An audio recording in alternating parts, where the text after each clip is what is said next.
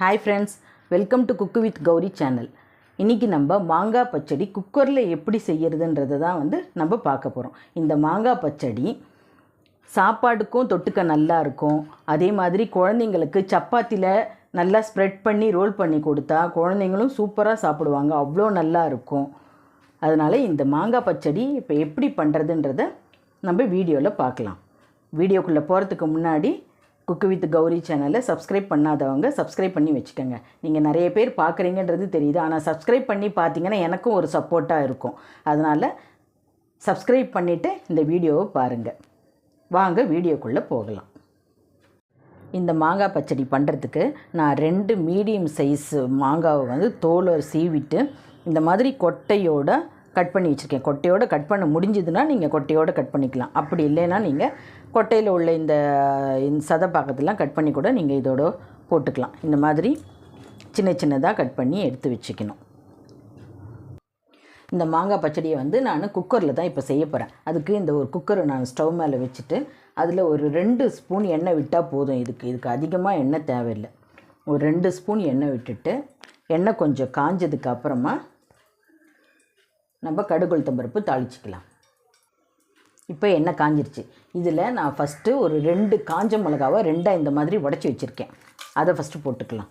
அதுக்கப்புறமா ஒரு ஸ்பூன் கடுகு உளுத்தம் பருப்பு எடுத்து வச்சுருக்கேன். அதையும் இதில் சேர்த்துப்போம்.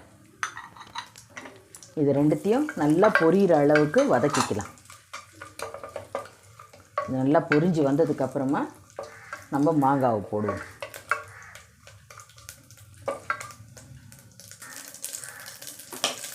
இப்போ இது நல்லா பொரிஞ்சு வந்துடுச்சு. இப்போ நம்ம எடுத்து வச்சுருக்க மாங்காவை இதில் போட்டுக்கலாம்.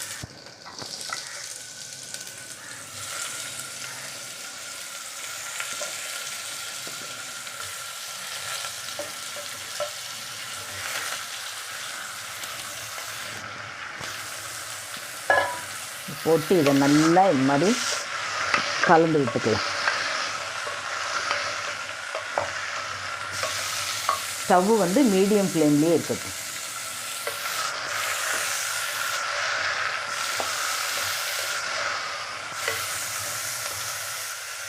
இப்போ இதோட ஒரு ஸ்பூன் அளவுக்கு மிளகாத்தூள், நம்ம குழம்பு மிளகாத்தூள் இதில் ஆட் பண்ணாலே போதும்.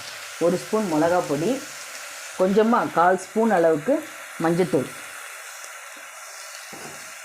அப்புறம் இதில் உப்பு நம்ம கம்மியாக தான் போடணும். இதை நம்ம வெல்லம் போட்டு தான் செய்ய போகிறோம். அதனால் உப்பு ஒரு 1/2 ஸ்பூன் அளவுக்கு போட்டால் போதும். இது எல்லாத்தையும் போட்டு நல்லா இப்படி கலந்து விட்டுடலாம்.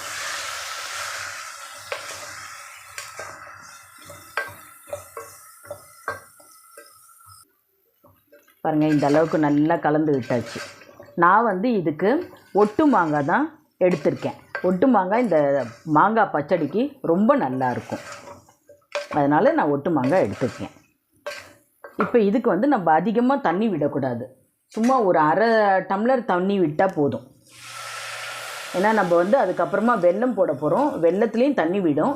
அதனால் கொஞ்சமாக தண்ணி விட்டால் போதும். இந்த மாங்காய் பச்சடி மாங்காவை தோல் சீவி கட் பண்ணி எடுத்து வச்சுக்கிட்டா 10 நிமிஷத்தில் செஞ்சு முடிச்சிடலாம். இப்போ பாருங்கள், இது எல்லாத்தையும் நல்லா கலந்து விட்டாச்சு. இப்போ மூடி போட்டு மூடி விசில் வச்சிடலாம். விசில் வச்சு ஒரு 3 விசில் வந்தால் போதும். இது ஒட்டு மாங்கான்றதுனால சீக்கிரமாக வெந்துடும். அதுவே நல்லா குழஞ்சி வந்துடும். அதனால் 3 விசில் விட்டால் போதும். பாருங்கள், 3 விசில் விட்டு நம்ம மாங்காய் எப்படி வெந்திருக்குதுன்றதை பார்க்கலாம்.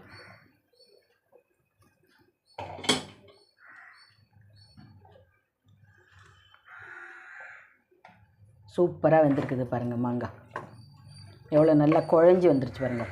நம்ம ஊற்றின தண்ணி கரெக்டாக இருக்குது பாருங்கள். இதுக்கு 1/2 கிளாஸ் தண்ணி விட்டால் போதும். இதுக்கு இப்போது நம்ம இதோட 1 கப் அளவுக்கு பொடித்த வெல்லம், இந்த வெல்லத்தை இதோடு ஆட் பண்ணிக்கலாம்.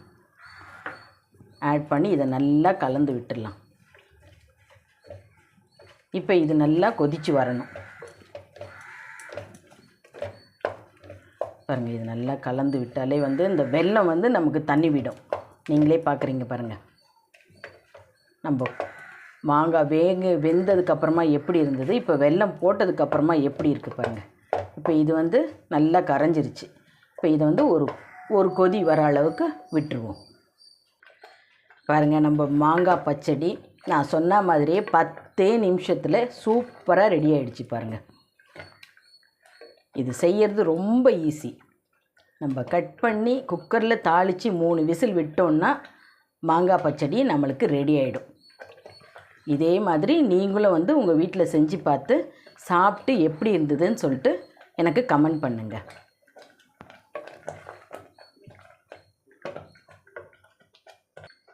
ஓகே ஃப்ரெண்ட்ஸ், இந்த வீடியோ உங்களுக்கு பிடிச்சிருந்துச்சுன்னா லைக் பண்ணுங்கள், ஷேர் பண்ணுங்கள். அப்படியே உங்கள் ஃப்ரெண்ட்ஸுக்கும் ஷேர் பண்ணி விட்டுட்டு குக்கு வித் கௌரி சேனலை சப்ஸ்கிரைப் பண்ணி வச்சுக்கோங்க. அப்படியே ஆல் பட்டனையும் ப்ரெஸ் பண்ணிவிடுங்க. அப்போ தான் நான் போடுற அடுத்தடுத்த வீடியோவில் உங்களுக்கு நோட்டிஃபிகேஷனாக வந்து சேரும். நம்ம அடுத்த வீடியோவில் பார்க்கலாம். பை.